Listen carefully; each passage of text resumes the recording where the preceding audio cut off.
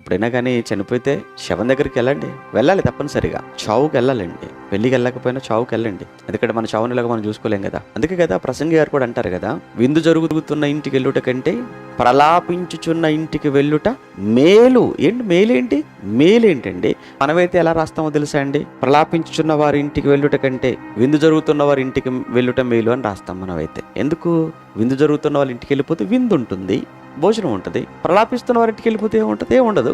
కానీ లేదు, అక్కడికి వెళ్ళిపోతేనండి వాస్తవానికి చెప్పాలంటే సంవత్సరం పాటు చేసిన ప్రసంగాల కంటే ఒక్కసారి చావు దగ్గరికి వెళ్ళొస్తే ఆ చావుని చూస్తే చాలండి. ఆ సంవత్సరం పాటు చేసిన ప్రసంగాల కంటే ఆ చావు దగ్గరికి వెళ్ళొస్తే వచ్చే మార్పు చాలా ఘనంగా ఉంటుంది, చాలా గొప్పగా ఉంటుంది.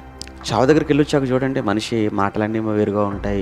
ఆ రోజంతా కూడా చాలా నెమ్మదిగా ఉంటాడు, చాలా భక్తిగా ఉంటాడు, చాలా ప్రేమతో ఉంటాడు, చాలా భయంతో ఉంటాడు. సంవత్సరం అంతా ప్రసంగాలు విన్నా కనపడదు ఆ భక్తి. అలా చావు దగ్గరికి వెళ్ళొస్తే ఏంటో నిజమే, ఏం తీసుకెళ్ళాడు, నిన్నటి వరకు బాగా ఎగిరాడు కదా, డమాల్లో పడిపోయాడు, అయిపోయింది. కండలు తిరిగిన వీరుణ్ణైనా మరలా మోయడానికి నలుగురు కావాలి బతుకున్న వాళ్ళు. జీవితం అంటే చిత్రం, విచిత్రం మానవ జీవితం.